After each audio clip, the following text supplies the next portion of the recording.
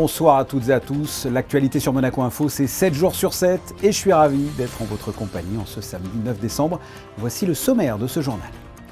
Le chemin des crèches célèbre ses 10 ans. À cette occasion, nous recevrons l'organisatrice de cet événement, Fabienne Mourou. Le chemin des crèches qui part du bas de la rampe Major jusqu'au Palais. Le Téléthon se déroule tout ce week-end au Grimaldi Forum. Nous irons y faire un tour pour vous faire découvrir les nombreux stands. C'est une institution à Monaco et bien à New York. Notre correspondante Alexandra Pani nous présentera le nouveau restaurant Rampoldi qui a ouvert récemment.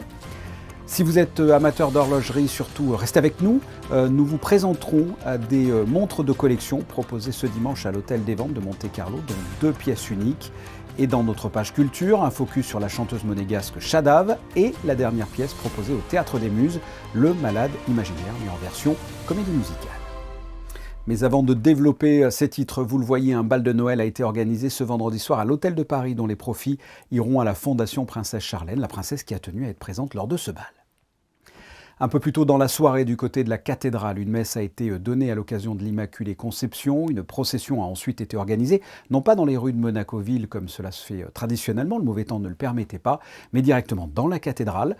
À cette occasion, la caserne a été bénie pour le dévouement au quotidien des carabiniers du Prince, une bénédiction également du chemin des crèches. Et justement, depuis 10 ans, cet événement commence à rentrer dans les traditions de Noël. Et nous sommes avec la présidente de l'association du chemin des crèches, Fabienne Mourou, bonsoir. Bonsoir. En cette période de fin d'année, nous allons parler du chemin des crèches qui fête un anniversaire particulier cette année, une décennie. Et oui, ça y est, cette année, il y a exactement 10 ans que les premiers santons se sont posés sur la place du Palais. Voilà. Et que peut-on y découvrir cette année ? Alors écoutez, on a essayé de progresser d'année en année. Donc vous aurez de très belles crèches de collection et vous aurez aussi des crèches artisanales. Parce que si vous voulez, ça y est, maintenant tout le monde commence un petit peu à se déclencher.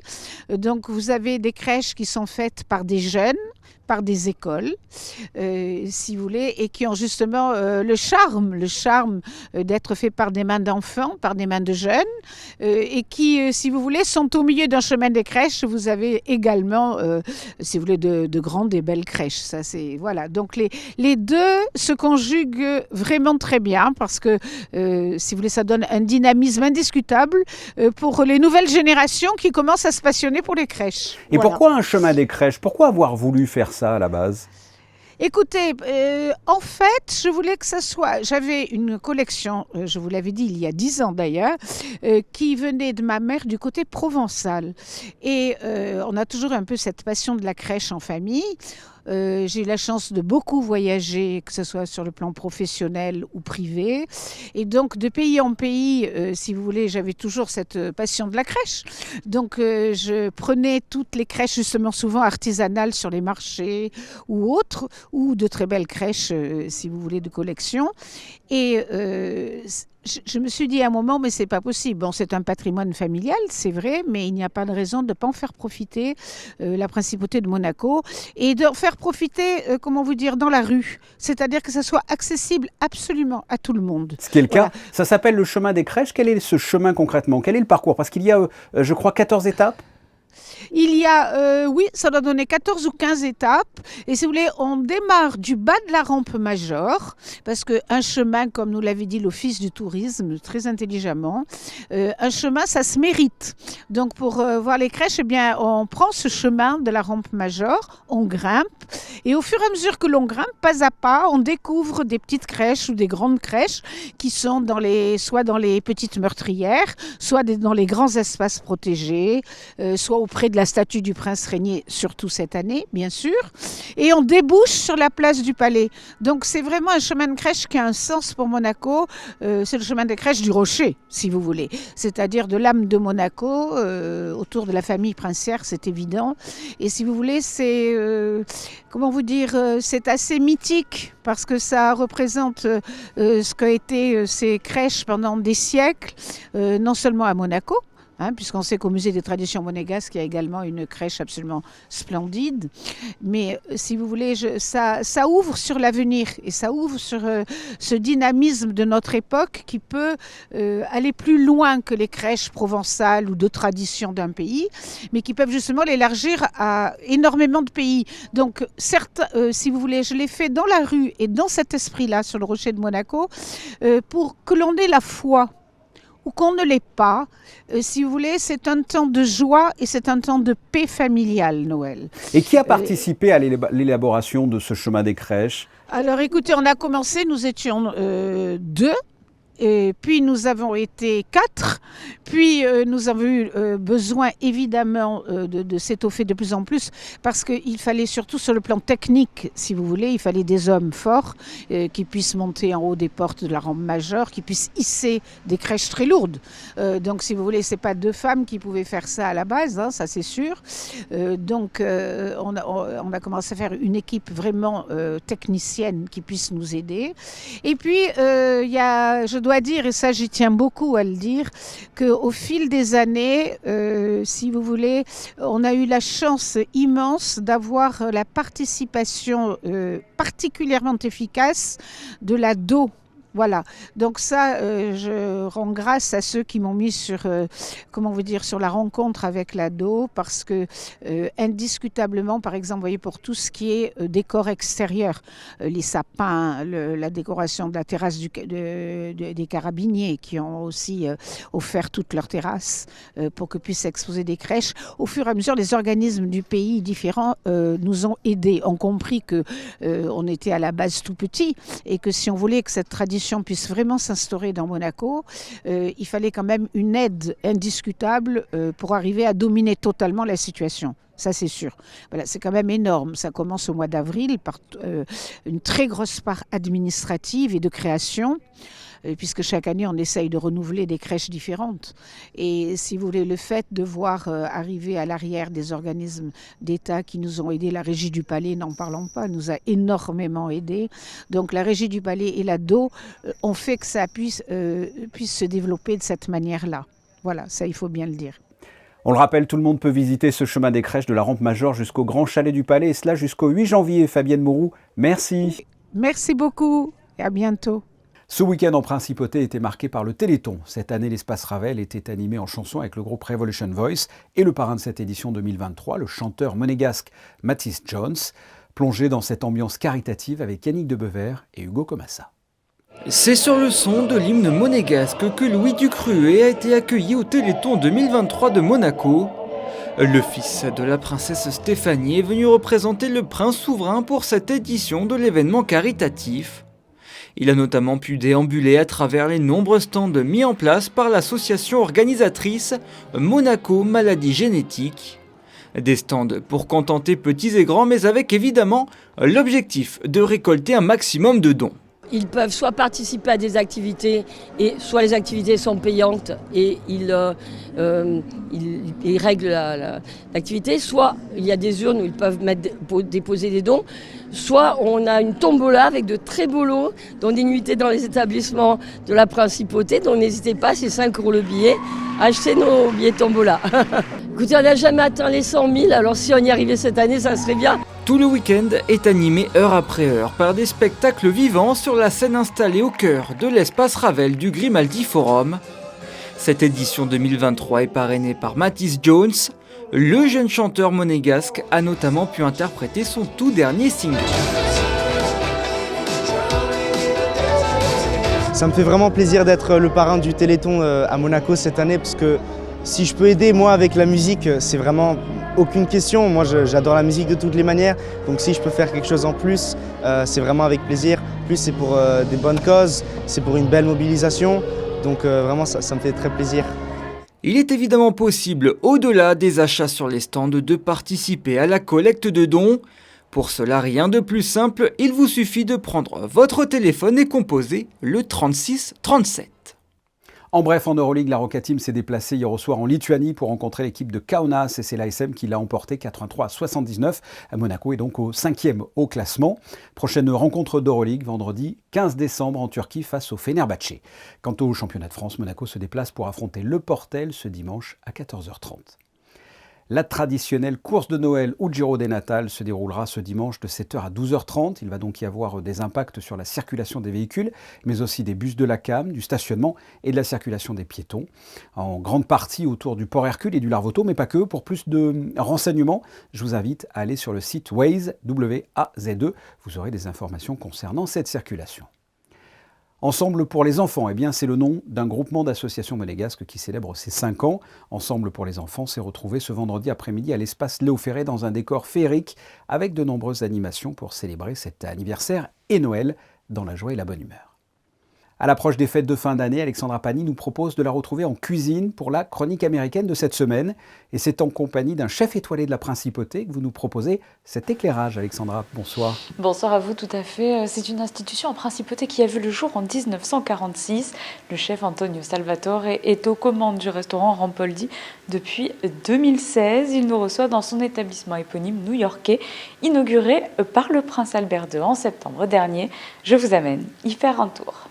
Il souffle comme un air de Riviera sur le Upper West Side. Dès l'entrée, l'on retrouve les codes de l'établissement historique Rampoldi. Une fois la porte poussée, l'ambiance tamisée aux couleurs chaudes, les nappes blanches associées au vert rouge, les œuvres qui habillent les murs, tout est fait pour rappeler la principauté de Monaco. Comme son grand frère monégasque, Rampoldi New York s'est installé dans un quartier huppé de Manhattan, à 2 pas du célèbre Lincoln Center. Alors, nous avons fait formuler cette carte New Monagas Kitchen, que c'est un peu les meilleurs d'Italie, les meilleurs de France, avec cette combinaison. La même chose que nous avons à Monaco, un petit quelques plats à moi, pourquoi ici c'est plus grand le restaurant, mais nous cherchons d'offrir tout ce qui s'identifie les Rampoldi, un bon tartare, un bon stick tartare, un bon sol à la meunière, un bon filet rossini, un bon escargot, un bon ravioli, un bon pâte, un bon pizza, truffe, un peu le même charme en soufflé aux grandes manières, le même que tu trouves à Monaco. Dès l'ouverture du restaurant en début de soirée, à 17h, les premiers clients passent la porte. Culturellement, les repas sont pris plus tôt ici. Il est commun de dîner dès 18h et la proximité avec les nombreux théâtres pousse également à ce style de consommation. Un menu tout particulier pour les amateurs de spectacles est justement proposé à la carte de 17h à 18h30. Une formule entrée-plat-dessert pour $68. S'adapter à la clientèle et rivaliser d'inventivité, c'est là la clé du succès pour résister face à l'offre chaque jour plus importante ici à New York. Et les fêtes de fin d'année en sont un bel exemple. Nous, à Noël, on fait des menus plus abondants, plus des menus avec des spécialités italiennes, des spécialités françaises. Bien sûr, arrive Saint-Sylvestre le 31 avec de la musique ici. Nous mettons aussi un DJ, un grand menu avec la truffe blanche, du champagne. Bien sûr que nous allons ser généreux. C'est notre mentalité aussi de partager et de faire que les clients soient contents. Une atmosphère de grand restaurant avec une ambiance conviviale. Le service aux petits soins n'empêche pas une certaine décontraction appréciée de la clientèle américaine. Dès l'entrée, le bar majestueux accueille les clients pour un cocktail confectionné avec soin par le maître barman, mais aussi pour y déguster la carte du restaurant. L'espace plus important qu'à Monaco propose 2 salles supplémentaires plus intimistes, des dîners plus privés, réunions de famille ou rendez-vous d'affaires. Si tu le fais à New York, tu le fais en tout le monde. Mais je pense que aussi c'est à rêver, pourquoi si tu le fais à Monaco aussi, c'est pas tout le monde le fait à Monaco. Monaco aussi, je pense que c'est une place plus exigeante de New York, mais je pense que dans mon expérience de restaurateur, de chef, tout ça, je pense que si tu travailles bien, si tu travailles sérieusement, si tu travailles de bons produits, avec le temps, tout va marcher. Mais aussi, nous arrivons très humbles. Nous ouvrons des projets, pourquoi c'est 3 restaurants, 3 différents.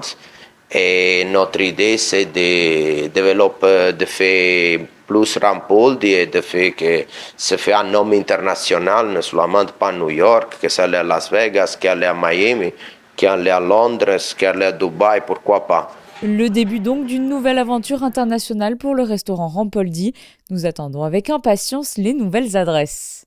Et on se retrouvera samedi prochain, Alexandra, pour de nouvelles infos aux États-Unis. Enchère exceptionnelle ce dimanche à l'hôtel des ventes de Monte-Carlo avec des montres de collection proposées aux acheteurs. Parmi elles, 2 pièces uniques, une Audemars Piguet et une Rolex. Des objets précieux que Yannick Debever et Alexa Vial ont eu la chance de voir de près. Chez les collectionneurs de montres, il y a les COMEX et les autres. Alors, quand l'hôtel de vente de Monte-Carlo a récupéré ce sublime modèle de Rolex pour la mettre aux enchères ce dimanche, il savait déjà que la vente serait un succès. Vous pouvez voir ici une COMEX, qui est une montre spécialement faite pour une compagnie maritime d'expertise marseillaise, qui a une vraie vocation professionnelle à l'époque. Aujourd'hui, ce sont des montres assez recherchées activement par des collectionneurs très pointus et très férus d'histoire. C'est le cas de celle-ci, parce que vous avez le contrat de travail du plongeur, sa médaille, un papier attestant que c'est bien une montre vendue par la COMEX avec un code pays particulier. Parmi les 200 autres lots de cet événement, l'hôtel des ventes de Monte-Carlo propose une Audemars Piguet d'exception, dotée d'un échappement spécialement développé pour ce modèle et qui ne se fait plus chez la marque suisse. Des pièces rarissimes, c'est ce que propose l'hôtel des ventes de Monte-Carlo depuis de nombreuses années et qui font le succès de cette enseigne. Les gens sont ravis parce que c'est des ventes de proximité. Voilà, ils savent qu'on va vraiment tenir compte de la beauté des objets, qu'on va les mettre en valeur dans des catalogues, qu'on va faire la publicité qu'il faut, qu'on va les exposer assez longtemps pour que tout le monde puisse venir les voir. Voilà, c'est une question de confiance de la clientèle pour notre travail. La vente montre de collection, c'est ce dimanche à 18h. L'année 2024 s'ouvrira par la vente aux enchères art moderne et contemporain le 17 janvier. C'est noté. Aujourd'hui sort le nouveau single de la chanteuse monégasque Shadav intitulé Nicotine, un titre synth-pop entièrement produit à Monaco. Yannick Debever et Alban Gingembre ont assisté aux dernières finalisations du morceau.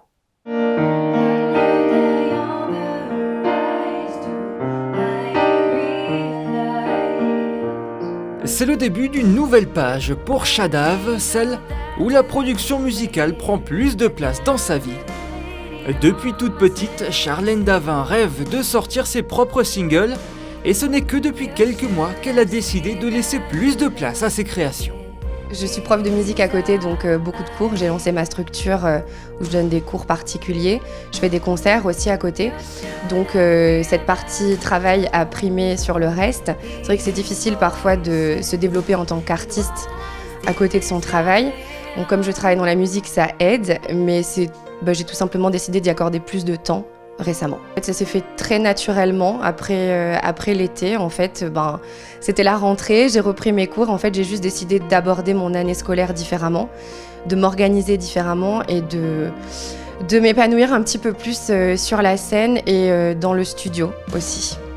Nicotine est un son qui s'inscrit dans le style synth-pop, reconnaissable à l'importante utilisation de synthé.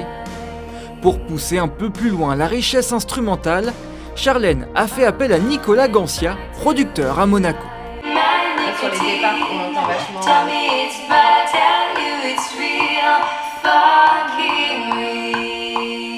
Charlène en fait m'a envoyé donc une maquette du premier enregistrement qu'elle avait fait du titre.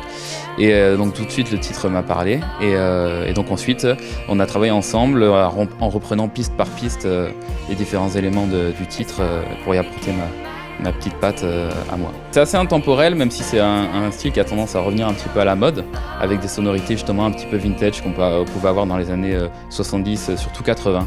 Mais je pense que c'est surtout intemporel. Nicotine est un son libre d'interprétation, fruit d'une volonté de laisser les auditeurs face à leur imagination. Et il se pourrait bien que derrière ce titre se cachent d'autres singles à venir, mais cette fois dans un style un peu plus folk. Nous suivrons cela. Classique parmi les classiques, Le Malade imaginaire est joué en ce moment au Théâtre des Muses. Du déjà vu, me direz-vous? Mais non, pas vraiment. Il s'agit ici d'une version comédie musicale de la célèbre pièce de Molière, une sorte de retour aux sources parfaitement orchestré. Reportage de Yannick Debever et Alexa Vial. De l'aimer à qui l'on veut être aimable, la La place d'une femme, c'est être sans désir, sans cœur. C'est suivre le programme d'une comédie sans saveur. Oui, c'est bien du Molière qui est joué sur les planches du Théâtre des Muses. Une adaptation en comédie musicale bien pensée et qui se trouve être finalement un retour aux sources. À la base, c'était une comédie-ballet, et que maintenant, c'est souvent monté comme une pièce de théâtre qui n'est pas une comédie-ballet. Or, il y avait déjà beaucoup de musique à l'origine. Et donc, l'adaptation en comédie musicale, il y a le fait de garder ces aspects musicaux déjà, qui sont à la fois dans des passages chantés. Bon, il y a 2 passages chantés à l'origine dans ce qu'on a gardé. Et puis aussi dans le fait que le langage de Molière, le langage des médecins, le langage des amoureux a déjà quelque chose de très chantant. Donc il m'a fallu ça m'a pris un peu de temps quand même, mais versifier des passages qui étaient déjà très poétiques. Les versifier et puis ensuite mettre de la musique, les faire swinguer, les mettre en mélodie aussi et puis en harmonie. Il a fallu tricoter pour arriver à 1h20 de spectacle où 4 comédiens jouent une dizaine de personnages. Le Malade imaginaire en La majeur est une véritable symphonie dans laquelle prose et envolées lyriques se succèdent à merveille. Le rythme est savamment maîtrisé, ce qui permet aux spectateurs comme aux comédiens de s'amuser sans jamais s'enlacer. Ce qui me plaît le plus, c'est de jouer. En fait, de manière générale, j'ai l'impression de, plus que jamais dans cette pièce, de faire mon métier et en même temps d'avoir 5 ans. Quand j'entre sur scène, quand je me mets à jouer à ces différents personnages et avec ces différents acteurs et actrices là aussi, j'ai vraiment l'impression d'être une petite fille et ça, j'adore ça. 300 dates ont déjà été jouées à travers la France. Les représentations au Théâtre des Muses se font également en coopération avec le ministère de l'Éducation nationale. De nombreux élèves de la Principauté ont ainsi eu la chance de venir voir ce spectacle musical et échanger en fin de représentation avec la troupe.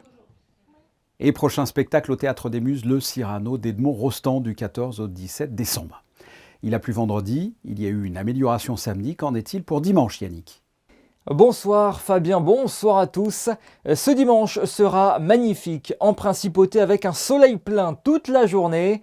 Les températures continuent de remonter pour atteindre jusqu'à 15 degrés dans l'après-midi. Ce dimanche 10 décembre, nous fêtons Saint-Romaric et c'est également le 75e anniversaire de la Déclaration universelle des droits de l'homme. Et oui, à l'époque, 58 États membres des Nations Unies ont adopté à Paris, au Palais de Chaillot, la Déclaration universelle des droits de l'homme le 10 décembre 1948. Merci Yannick. Les photos de fin de journal sont consacrées aujourd'hui à la messe et à la procession de l'Immaculée Conception. Ce sont des clichés de Stéphane Dana. On se retrouve ce dimanche, 18h30, pour un nouveau journal. En attendant, passez une très belle soirée. Au revoir.